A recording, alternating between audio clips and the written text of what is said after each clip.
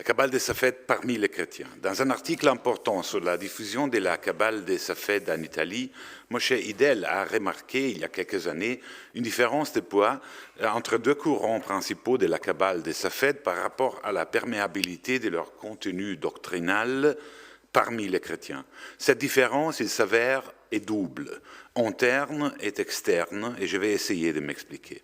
Tandis que Moshe Cordovero, loin de protéger ses enseignements, lui, sa famille et ses disciples cherchaient, notamment en Italie, d'imprimer et diffuser les doctrines du Maître, Luria, selon les témoignages de ses disciples, était contraire à la diffusion, en dehors de la Terre sainte, du contenu ésotérique de son enseignement.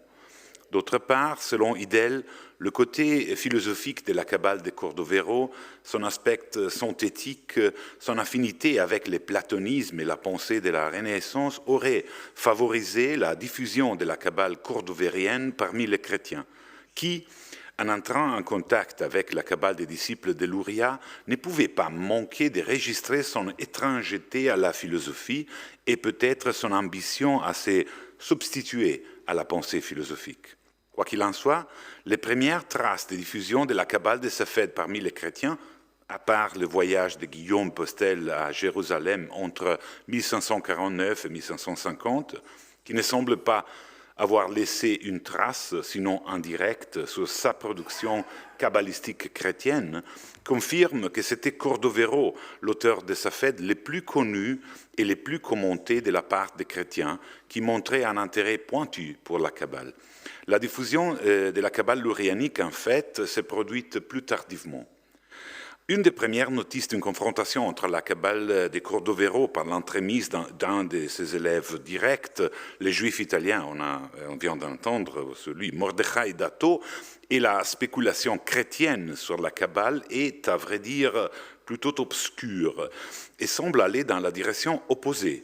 Je veux dire, non pas une influence des idées des Safed sur la Kabbale chrétienne, mais au contraire, le témoignage du risque d'entendre la Kabbale, et tout particulièrement le Sefer HaZohar, à travers les lunettes de la philosophie de la nature ou de la logique des écoles. Je disais obscur parce que la source qui nous donne ce témoignage est tout moins qu'univoque.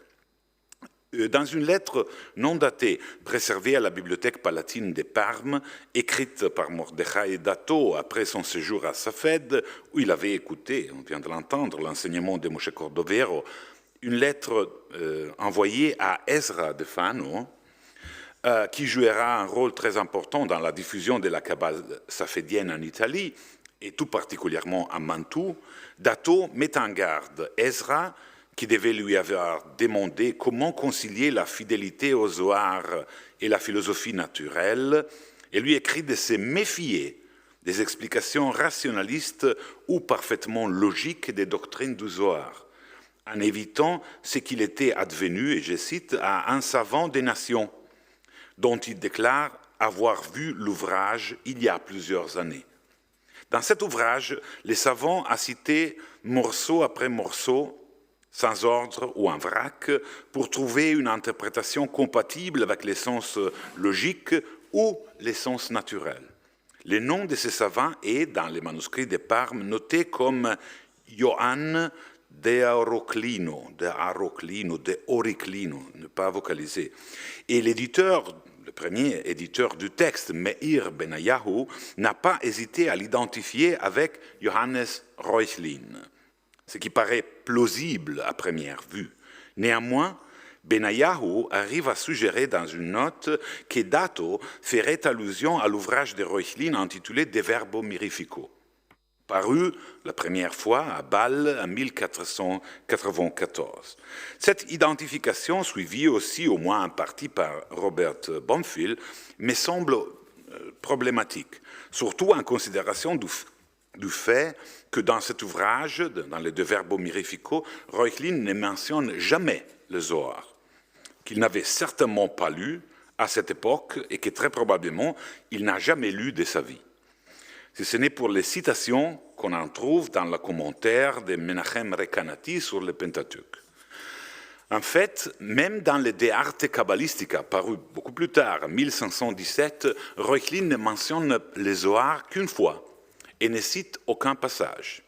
En outre, s'il est vrai que Reuchlin cite plusieurs textes kabbalistiques, il ne les fait certainement pas pour en trouver le sens logique ou philosophique, mais plutôt pour en démontrer la cohérence avec les dogmes principaux de la foi chrétienne. Je serais incline à penser que Dato pourrait avoir eu à l'esprit plutôt Jean de la Mirandole, qui mentionne les Zohar, cite des morceaux de ces textes, bien qu'à travers le commentaire de Recanati, et propose dans ses conclusions une conciliation plus suggérée que démontrée entre la Kabbale et la philosophie, à la recherche d'un concordia universel de toutes les disciplines et de toutes les écoles philosophiques. Bien entendu, Pico aussi, le père de la Kabbale chrétienne, croit que la Kabbale confirme le christianisme. Mais il me semble un candidat moins improbable pour identifier, imaginant que le copiste n'ait pas reconnu l'intention de Dato et ait défiguré l'orthographe du nom mentionné, l'auteur latin évoqué, ou chrétien, évoqué par le kabbaliste italien, Dato.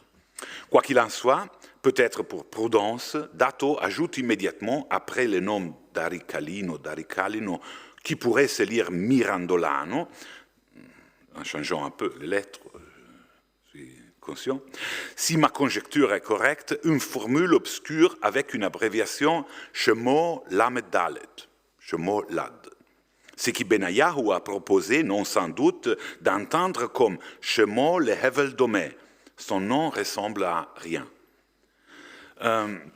Ce qui devrait correspondre au nom Reuchlin, qui vient de Rauch, fumée, d'où la forme grécisée kapnion qu'il utilisait, ce qui veut dire fumée.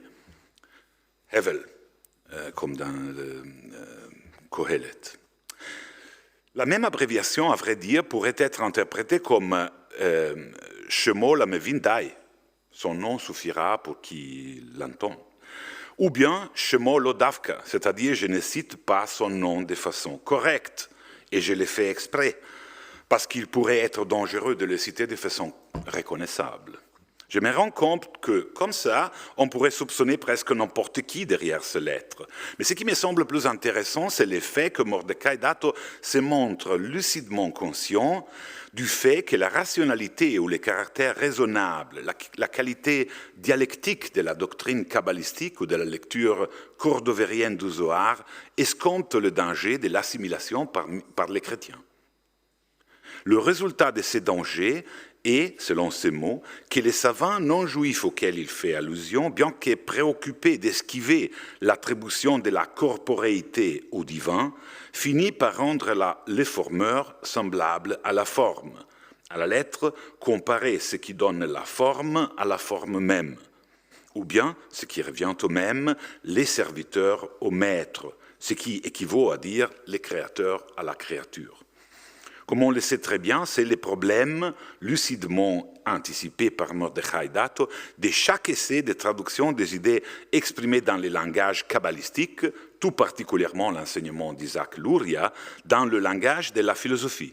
On peut citer, pour faire bref, deux épisodes très bien connus de la réception de la Kabbale au XVIIIe siècle. Johann Wachter, qui accusait Spinoza d'être influencé par la Kabbale, et précisément pour cette raison d'enseigner le panthéisme, entendu comme matérialisme déguisé, ou bien la discussion toujours renouvelée autour de la nature paradigmatique des séphirotes qui forment le centre du Vikuach al-Chokhmat Kabbalah du Ramchal, et qui devient la ligne de séparation très fragile entre Luzzatto d'une part et les sabbatiens de l'autre. Mais pour revenir au sujet de cette communication, étant donné que les difficultés à prendre conscience de l'existence d'une nouvelle Kabbale provenant des Safed étaient de nature complexe et stratifiée pour les chrétiens, au-delà du méfie pour exemple, ou même de l'aversion idéologique, même pour les chrétiens qui voulaient accéder sans préjugés aux sources vivantes de la Kabbale, il y avait toutes sortes de résistances de la part des Juifs, qui se méfiaient aussi de la contrepartie, qui hésitaient à imprimer les doctrines de la Kabbale des Safed et qui, comme on l'a vu, se doutaient qu'une interprétation philosophique de ces doctrines pourrait aboutir à l'hérésie. En dépit de toutes ces difficultés, on peut poser la question de quand exactement est-ce qu'un auteur chrétien se montre au courant de l'existence de la Kabbale des Safed et essaie d'en tirer profit pour la construction d'une Kabbale chrétienne, pour ainsi dire, mise au jour par rapport aux doctrines des Pic de la Mirandole, de Reuchlin ou de Francesco Zorzi, qui, pour des raisons chronologiques, n'en savaient rien et n'avaient pas eu la perception de la Kabbale comme d'un mouvement intellectuel vivant et contemporain, d'un débat contemporain qui se déroulait sous ses yeux. En 1954 et à nouveau en 1962, Gershom Scholem avait proposé que le premier parmi les kabbalistes chrétiens à citer une doctrine de Cordovero avait été le jeune comte Carlo Montecuccoli, qui, dans un ouvrage paru posthume à Modène en 1612, par les soins de son frère Francesco, l'auteur était mort en 1611 à l'âge de 19 ans, In Kabbalam Introductio Quaedam, mentionne la doctrine des trois lumières, Or Kadmon, Or Metzukzach, Or Tzach, et les assimile d'une part aux trois facultés de l'âme et de l'autre côté, bien évidemment, aux trois personnes de la Trinité. Or, le même Scholem s'était aperçu plus tard qu'il s'était trompé. Et dans sa copie de Ursprung und Anfänge der Kabbalah, origine de la Kabbale, avait noté, après avoir lu le livre de François Secret, les kabbalistes chrétiens de la Renaissance, paru en 1963, que la citation de Montecuccoli n'était pas la plus ancienne, dès qu'il y en avait de bien plus anciennes, comme par exemple celle de Guy Lefebvre de la Bauderie, dans l'épître qui précède la traduction française du De Harmonia Mundi, l'harmonie du monde de Francesco Zorzi, publiée à Paris en 1578. Oui, 78. Mais surtout celle, beaucoup plus explicite, qui se trouve dans le texte d'un converti, Ludovico Carretto, publié à Paris en édition bilingue en 1553. En tout état de cause, les auteurs cités, quand ils mentionnent explicitement les trois lumières, les font toujours dans l'ordre Or Kadmon, la lumière ancienne, Or Tzach, pur, 3 Metzuzach, purifié. Sauf que Montecuccoli cite les trois lumières selon un ordre différent que l'on pourrait appeler, avec une partie de la tradition, on dit l'ordre Kametz, Kuf Mem Tzade. Kadmon, Metzukzach, Tzach, parce que les initiales des trois adjectifs forment le nom de cette voyelle. Cela permet au moins de distinguer deux branches de la tradition qui remontent à la littérature du cercle Iyun, beaucoup plus ancienne que Cordovero, avec une attribution pseudo-épigraphique à Rabbi Hai Gaon. Or, cette tradition se trouve chez Moshe Cordovero, Chelek 1, Sha'ar 11, Perek 1, mais il est loin d'être assuré que le Pardes soit la source de Montecuccoli, dès que le texte de Pseudo-Chai était aussi connu par l'entremise du commentaire sur le Pentateuque de Bachia Ben Asher, sur l'Exode, dans lequel le même ordre, Kadmon, Metzukzach, Tzach, Kametz, apparaît. Il est certainement possible que Montecuccoli ait lu le Pardes, qui avait été imprimé déjà en 1591, mais il ne me semble pas nécessaire de l'assumer, dès que le commentaire de Bachia Ben Asher était non seulement imprimé depuis longtemps et avait été lu et cité par les premiers kabbalistes chrétiens, entre autres par Francesco Zorzi, et comme noté auparavant, et comme Scholem lui-même avait reconnu, la liste des trois lumières était disponible, bien qu'en ordre différent, depuis 1553, non seulement en hébreu, mais aussi en latin, grâce au texte bilingue de Carretto, qui a été réimprimé dans 3 éditions de la synagogue judaïque de Johann Buxtorf à partir de 1604. La première lecture certaine de Cordovero par un chrétien est, semble-t-il, celle du cardinal Federico Borromeo, qui non seulement a lu les Pardes Rimonimes, dont il possédait au moins un manuscrit. Je dis au moins parce qu'à la Bibliothèque Ambrosiana à Milan, on en conserve 2 exemplaires. C'est la cote C144 et X127. Mais Borromeo a aussi rédigé un bref compte-rendu de lecture qui est relié à la fin du manuscrit. En outre, il a publié en 1627, dans son traité polémique De Kabbalisticis Inventis, une très brève synthèse du contenu du Pardes Simonim. C'est ridicule, le Pardes Simonim est un très grand livre et la synthèse 2 pages. Ce chapitre, le 19e de la deuxième partie du De Kabbalisticis Inventis, a été rajouté quand l'ouvrage était presque complet, comme on peut le voir dans un cahier préparatoire qui est aussi conservé à la Ambrosiana, le manuscrit B209. Dans une liste bibliographique, Borromeo, après avoir mentionné les titres kabbalistiques de base, les livres indispensables pour apprendre la Kabbale, c'est le Sefer Yetzira, le Bahir, le Zohar, Sha'arei Ora, Keter Shem Tov et les Sodot attribués à Ramban, le Rekanati et la Ma'arechet HaElohut, ça c'est la bibliothèque de base, on commence comme ça, ajoute à la fin de la liste, avec un autre encre, le Pardes Simonim, Ocest Paradisus Malogranatorum, comme les plus récents parmi les classiques, et fournit aussi des informations intéressantes. D'une part, il remarque que lui-même, Borromeo, il possède un exemplaire manuscrit de cet ouvrage, qu'on peut certainement identifier avec les manuscrits C144 inférieur de l'Ambrosiana. Et il est décrit comme Preclarissimus Manuscriptus Codex, un manuscrit splendide. Il était aussi bibliomane, collectionneur de livres. Observation typique, je dirais, du bibliophile qu'était le cardinal Borromeo.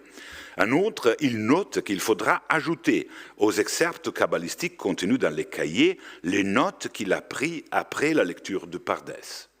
En fait, il y a aujourd'hui à l'Ambrosiana 2 manuscrits qui contiennent des excerpts et notes de lecture de Pardes. Les manuscrits G309, qui contient nombreux brouillons, est une collection de feuillets éparses avec des notices et excerpts du Pardes.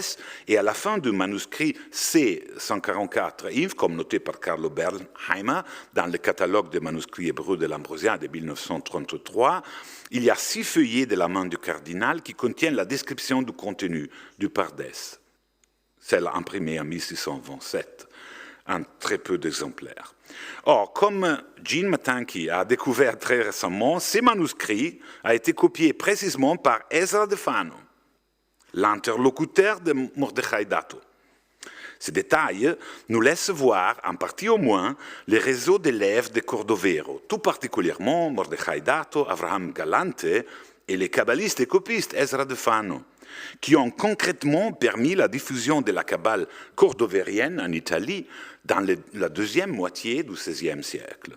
Si on se demande comment Borromeo a pu acquérir le manuscrit, on est tenté de supposer que Domenico Hierosolimitano, qui avait vécu à Safed, bien qu'il était né à Jérusalem, et il avait étudié la divine Kabbale, ce sont ces mots. Il les dit dans la préface de sa traduction en hébreu de l'Évangile. Il traduit en hébreu l'Évangile et il raconte sa vie. Et il dit, moi je suis né à Jérusalem, j'ai étudié à Safed et j'ai étudié la divine Kabbale, Kabbalah Elohit. Et qui, après avoir été médecin du sultan ottoman, s'était converti à Venise en 1593 et était devenu censeur des livres des Juifs, entre autres pour le duc de Mantoue. On sait par une lettre de Borromeo à Bartolomeo Giorgi de 1606, qui était à Mantoue pour acheter des livres pour le cardinal, que Domenico Hierosolimitano travaillait à l'époque pour l'évêque de Mantoue comme censeur des livres des Juifs.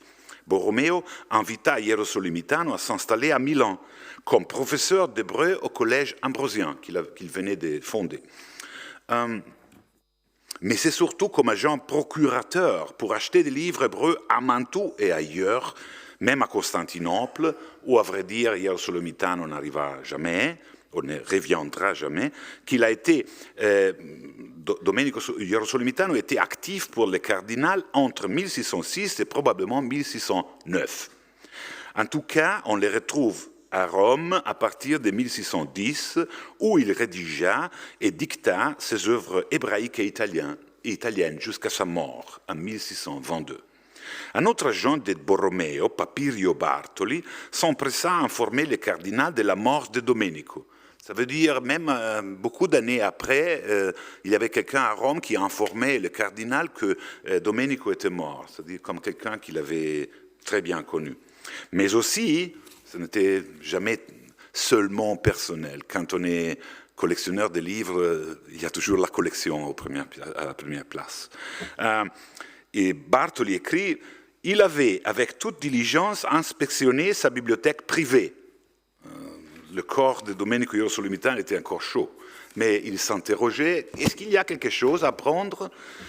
Et il n'y avait trouvé presque rien d'intéressant, si ce n'est des notices des courses tenues à Rome auprès du collège des néophytes, des convertis récents du judaïsme au christianisme.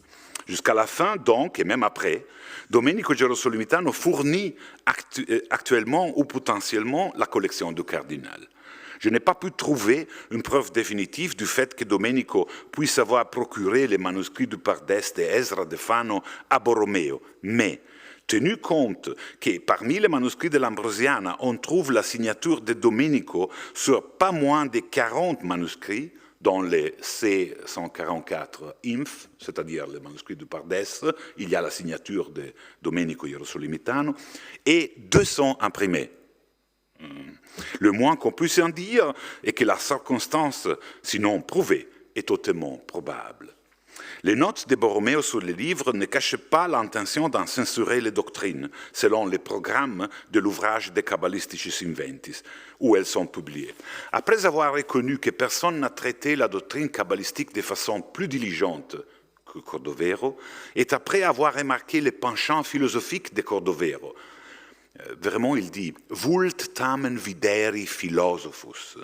Il veut sembler un philosophe, il veut rassembler un philosophe, il voudrait être pris pour un philosophe. Ce qui me semble une description intéressante de Cordovero. Et reconnu qu'il attend parfois en partie une vraie doctrine philosophique. Parfois. Il prononce son jugement sur la Kabbale. Cordovero, malgré son esprit aigu, ne nous enseigne rien de solide. C'est-à-dire démontrer selon la logique aristotélicienne du syllogisme à propos de la Kabbale. Après avoir lu le livre de Cordovero, Borromeo nous informe que ce qu'il y a de traditionnel dérive des ouvrages précédents, c'est-à-dire il n'est pas originel. Et n'apporte rien au lecteur du Sefer Yetzirah, du Zohar et du Sha'arei Orah. Et ce qu'il y a d'originel dans Cordovero, comme par exemple la réflexion systématique sur l'émanation, ne résiste pas à une analyse dialectique poussée. C'est intéressant parce que Scholem dit quelque chose de semblable. Il parle de Denkfaul, la paresse de la pensée. On se peut même demander pourquoi, s'il estimait si peu, Borromeo avait dédié tant d'efforts à le lire. J'ai déjà observé que ce typique de Borromeo, après son infatuation de jeunesse pour la Kabbale, de donner voix à sa déception, c'est un amour déçu, vers la fin de sa vie. Il avait espéré trouver dans la Kabbale la solution aux problèmes théologiques de son époque. Et qui sait, peut-être aussi aux doutes de son âme. Mais quand la position de l'Église se fit plus rigide vers les Juifs et leur doctrine, il décida d'écrire un traité polémique contre la Kabbale, qu'il avait pourtant étudié avec un engagement extraordinaire.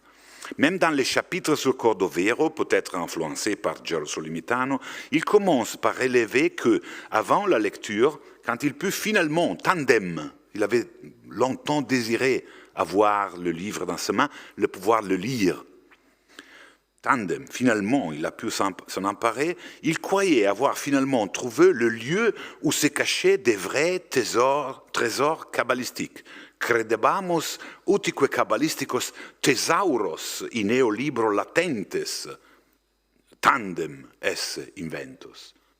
Finalement, cette observation a certainement la fonction d'accroître la déception suivante, mais elle est aussi un indice, si je ne me trompe pas, de l'espoir authentique du cardinal, ensuite déçu, pour avoir trouvé enfin la clé de ce que la Kabbale, somme toute, signifiait pour sa foi chrétienne.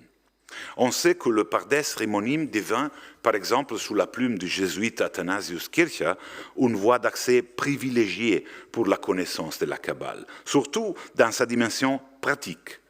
Mais il faudra attendre la deuxième moitié du XVIIe siècle pour voir la glorification de Cordovero parmi les chrétiens dans la célèbre Kabbalah denudata de Christian Knorr von Rosenroth, où on lit certaines parties du Pardes, tout particulièrement les dictionnaires kabbalistiques, c'est-à-dire le Sha'ar al-Archea Kinuim, qui forment la structure de base des Loci Communes Kabbalistici, qui ouvre le premier volume de la Kabbalah denudata, 1677, est encore le Tractatus de Anima, c'est le traité numéro 31, Sha'ar Neshama, du Pardes.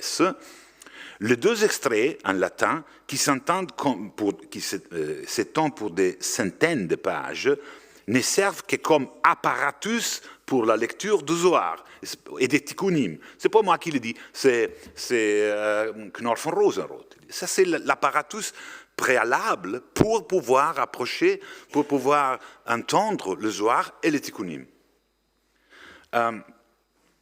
Dont une traduction massive et pourtant loin d'être complète paraîtra dans le deuxième volume de la Kabbalah denudata en 1684, c'est-à-dire presque 10 ans après.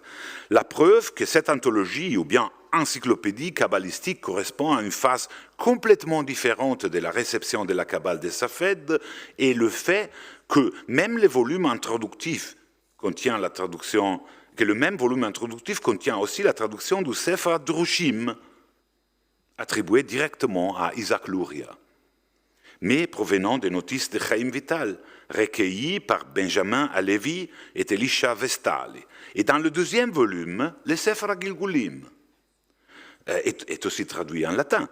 La liste des ouvrages lurianiques ne se reste pas là, car dans le premier volume, on trouve aussi une version très comprimée de La Puerta del Cielo, d'Abraham Herrera, sur la base de la traduction en hébreu, Sha'ar HaShamayim, de Isaac Aboab de Fonseca.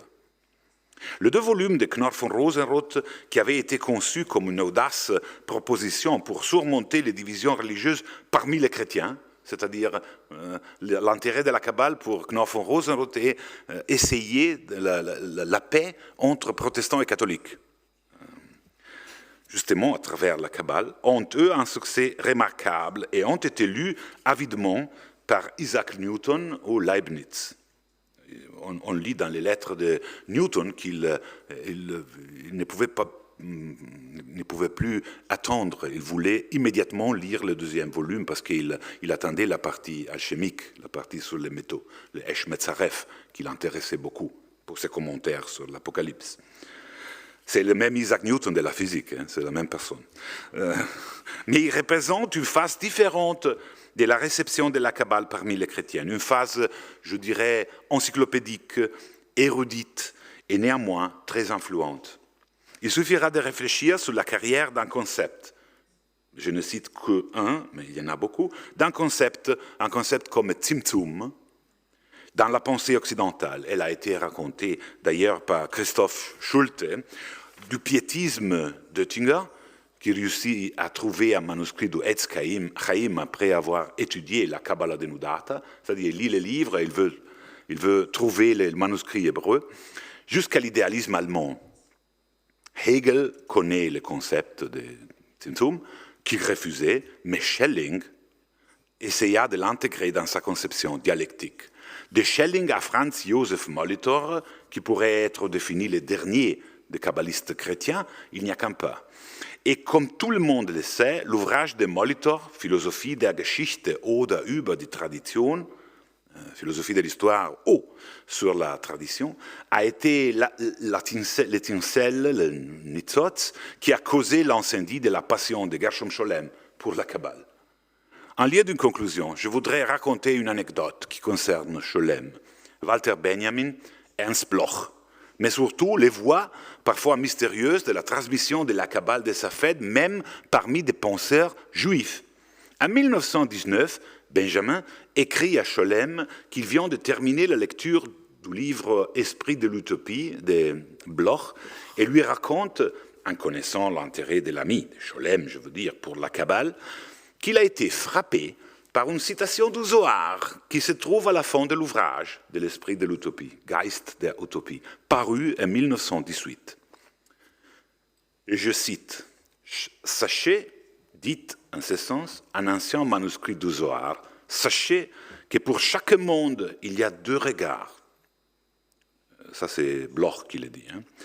L'un voit son extérieur, à savoir les lois universelles des mondes, suivant leur forme extérieure. L'autre voit l'essence interne du monde, sous l'aspect, l'essence interne du monde, à savoir les contenus des âmes humaines. Il s'ensuit qu'il y a aussi deux niveaux d'activité, les œuvres d'une partie et les prescriptions de la prière de l'autre.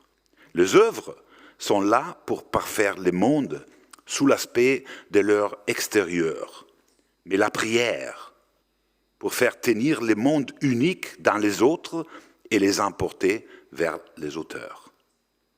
Fin de la citation. Et Benjamin glose, commente, « Je n'ai jamais lu rien de plus profond à propos de la prière. » La réponse de Scholem est perdue, mais à plusieurs occasions, ensuite, Scholem a souligné que Bloch s'était trompé. Les passages qu'il cite ne viennent pas directement du Zohar, contrairement à ce qu'il dit. Mais c'est une élaboration à partir d'un passage très bref du Zohar qui se lit dans le Peri Etz Chaim, un recueil d'enseignements lurianiques qui fut trouvé parmi les papiers de Chaim Vital et rédigé par son fils, Samuel. La version allemande citée par Bloch et recopiée par Benjamin, en fait, vient de Franz Josef Molitor, qui avait obtenu un manuscrit du Prix Etz Chaim, qui se trouve toujours à Munich, à la Bayerische Staatsbibliothek.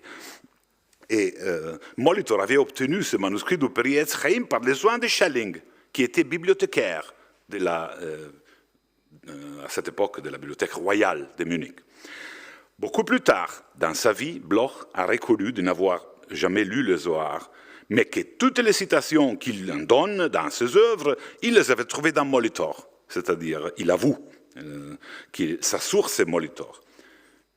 L'histoire de la réception de la Kabbale de Safed parmi les chrétiens est certainement encore à écrire, mais j'espère avoir proposé des pistes de recherche et quelques indications pour entamer ce travail qui, comme on l'a vu, n'a pas été sans conséquence pour la diffusion et la compréhension de ces enseignements, même parmi les Juifs. Et c'est là, depuis son début jusqu'au XXe siècle. Merci.